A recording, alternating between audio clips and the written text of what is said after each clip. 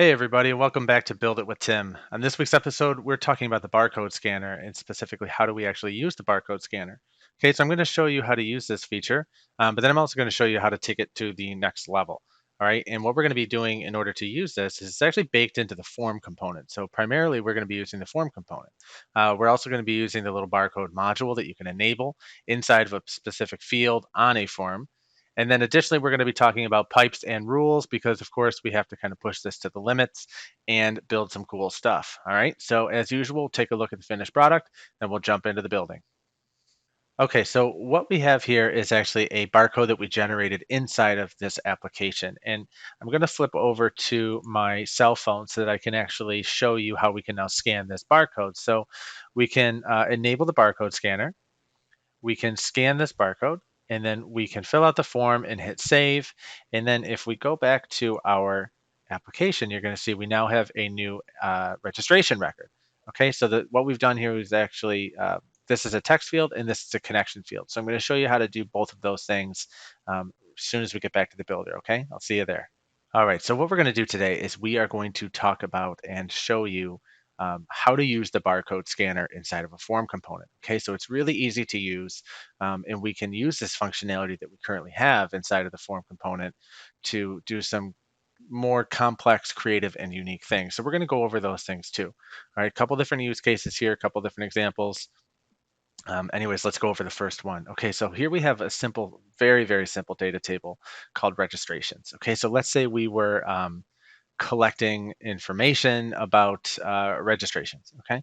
And we wanted to collect who's registering for that particular event. So this is going to be, again, this is very simple. It's a very flat data structure. It's just one table. I do have a connection to user, but I might not actually use that right now. Flat data structure, we're just collecting the event name, the number of guests, do you need a booth, and comments, okay? So to do this, to actually enable the barcode scanner, it's going to be all within um, the form component. So let's call this page example one. We'll add it to our menu, and we're going to use a form just to insert a new registration record.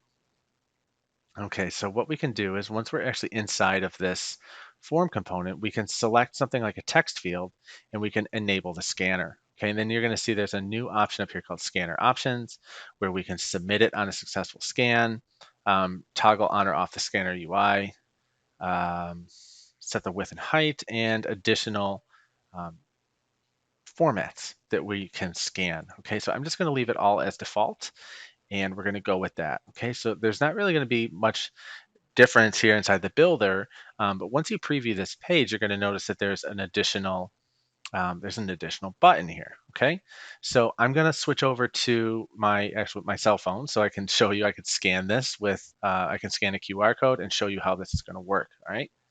So here we are looking at the phone now. Okay, we're looking at the form that we built in order to actually create this registration record. And on screen, what you can't see is I found a random QR code generator and I typed in the words annual bake sale, the name of our event, and that created a QR code for me. Okay, now if I were to scan this, you can see I can press that scanner button. It's going to ask me for permissions. I can select the front or the back camera. I can also stop scanning at any time. And then if I go and scan this, it's going to fill in that text value for the event name. So I can continue to fill this out if I want to. Yes, I need a booth. So can't wait. All right. And then we can save that record. Okay. Now this is the most basic functionality that we can get out of this QR code scanner. But again, we can use that functionality to kind of take things to the next level. And of course, that's what we're going to do. And of course, the first thing we want to do is we don't want to use anybody else at some other service to generate QR codes. We want to do it ourselves. Okay, so what we're going to do is we are going to create a new table called events. And inside here, we're going to hold the event name. That's fine. And then we're going to go to pipes and we're going to search for barcode and QR generator. Okay, now from this, what this is going to do is if we want to generate we can either generate barcodes or QR codes. And for this, we're going to use the generate SVG QR code. You could also use the base64 if you want to actually save the base64 to then put into like an image field or something. But I'm going to show you another method here. I'm going to use the SVG QR code. So all we need to do, we have some parameters that we can set, like the encoding type, the size, and the margin. But we're just going to use the label. Okay, so super easy to use. We're just going to go back to the data builder, and we're going to create a field to save this. So actually, if we look at the, let's just test this quickly, just so I can show you. So we'll do the same thing, annual bake sale. When we test this, if we look at the raw here, this outputs an SVG, the code for an SVG image. Okay, so we can actually save this into a rich text field. So I'm going to add a rich text field, and we'll call this QR code. And then we can simply add this as a rule to run this pipe, either as a table rule or a form rule. It's up to you. But that's all we have to do. So we're going to say created or edited. We're going to trigger the pipe, generate the SVG QR code, and we're going to set the value parameter to the record value of the event name. And then we're going to set the QR code field to the pipe value of the result. All right, now if I put in a new event, you can see we now have a QR code that we can use. Okay, so if we try this, again, it's going to do the exact same thing, right? It's going to add the event name as text. Okay, but what if we want to use this as a connection now? So let's say we didn't want to store the event name as text. We wanted to actually store that from another table through a connection. So we have our table of events. And now let's say we wanted to, report on this and start adding, how many like complex formulas and rollups to say how many people are actually scheduled for this event or registered for this event, right? So there's a lot of benefits to using connections. Now, how can we make that work with what I've already shown you? So it's actually relatively simple. We're actually just going to use the Tadabase REST API. So this is going to be an additional pipe that we're going to go ahead and install. We've talked about this in the past, right? Where, whoops, wrong button. We're going to go to install pipe and search for Tadabase REST API. Let me get this other one out of the way so that we're not confused here. So we're going to go to the Tadabase REST API. We're going to install that pipe. And of course, we need to fill out our global parameters, our app ID, our app key, and our app secret. So that is through settings and API keys. Okay, so I'll go ahead and generate this, and I'll put all of this into something like a notepad so that I can just copy all three values and then paste it into the pipes section. Okay, so we're going to take our app ID, app key, and app secret. Okay, and the other thing we're going to do, because essentially what this pipe is going to do is it's just going to function like a lookup. Okay, so we want to go find the record that has that event name and then return its record ID so that we can set the connection. All right, in previous Build It with Tim videos, we talked pretty extensively about setting connections and how we can set connections. And you can only set a connection through a record ID. Okay, so we can't set the connection based on the name annual bake sale. That's not a valid record ID. That's simply just a field value for that particular record. So we need to actually get that record ID, and we're going to use this pipe to do it. Okay, and the other thing we're going to need is the table ID of the events table, sorry. So that table ID is stored up in the URL. You can grab that pretty easily just by looking up at the URL. You're going to see data tables / and then the table ID. So we're going to go ahead and get that. And then we need the field ID of the event name. So we're going to go and hit this little, we're going to go to Fields tab, sorry, and then we're going to hit the little Settings button, and we're going to show Field Slugs. So the event name is Field 44, okay? This is everything that we need. So we're going to go back to Pipes, and we're going to just test this. So we're going to filter by a single field.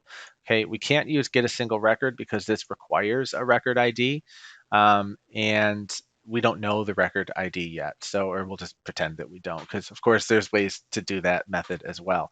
But we're going to do filter by a single field. So we'll need all of these parameters. Let's see, I need to actually paste these in first. My API credentials, and I'll save that. And then here we go. Okay, so the table ID that we're searching through or we want to filter through is the table ID of the events table. And we're filtering in this field. And what we want to find is, or the value that we want to find here in our case is annual bake sale. Okay, so we can hit search or test and it should give us one record. So what we want to return is the ID. Okay, to map this out, we need to go to the response tab and we're going to map this by doing items.0.id. Okay, again, in previous videos, I talked about how to map the particular responses that you're getting. So I'm not going to really cover it here. Just know that we are looking for items.0.id, and that comes from this right here, items.0.id. Okay, so save this. And now what we can do is, again, I'm going to set this up just as a table rule. I'm comfortable with table rules. I use them pretty frequently, so I'm going to do that here. Um, but for every single time a new registration record is added or edited, we are going to use that pipe. We're going to filter by a single field. And the only thing, no, we did not set these as custom values. So we're going to have to set these here. Search in that table. We're going to search field 44 is, and then our value is going to come from a record value of the event name. And then we're going to set the join field. Oh, I didn't make a join field yet, sorry. So first we actually need to make that connection from the registrations table to the events table. So let's make that connection now. So every registration record connects to a event record. All right, so let's do that. And now we can go back and finish off this rule. So set the event connection field to a pipe value of the record ID. All right, so in theory, we can test this now just by editing this record, and we should get this connection. Okay, and then if we want to do this, we'll add something like a roll-up field, registrations, okay, and we'll count how many registrations there are. Then we could also do, let's just do another one for fun, and registrations that need a booth, okay, because this is one of the questions here. And we'll do the same thing where we do the count records, but this time we're going to add a condition where do you need a booth is yes. And just, again, I'm just thinking of more I can add, but we'll do this. Registration guests. So this will be total number of guests too. So now we can actually sum the value of the guest field. Okay, so there. Now we have all sorts of additional information regarding our annual bake sale.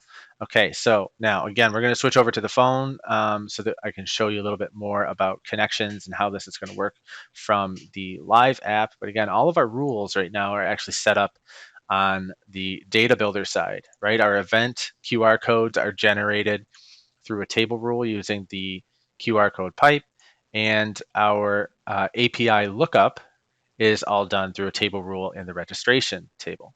Okay, so we can go back here to this form. It's called example 2. And I just want to show you the whole reason why we're doing this. Maybe I don't even know if I mentioned it. Apologies if I did, but I'll mention it again. The QR, the actual scanner, the QR code scanner, barcode scanner, is available for text fields. Okay, so we're going to enable that because that's the value that we're using for our lookup. You'll see it's not available for a connection field. So that's the whole reason behind why we're doing this. And we can actually get rid of that field on the form. We don't need it. So again, I have no rules here or anything. This is everything that I need. And I can go ahead and preview this page on my phone. Yep, let me get that all set up and we'll be right back. Actually, before I do that, geez, I almost forgot. We are going to set up a page so that we can actually see all of our generated QR codes.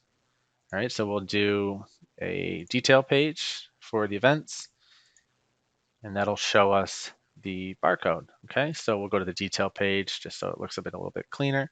And now we can go to the phone.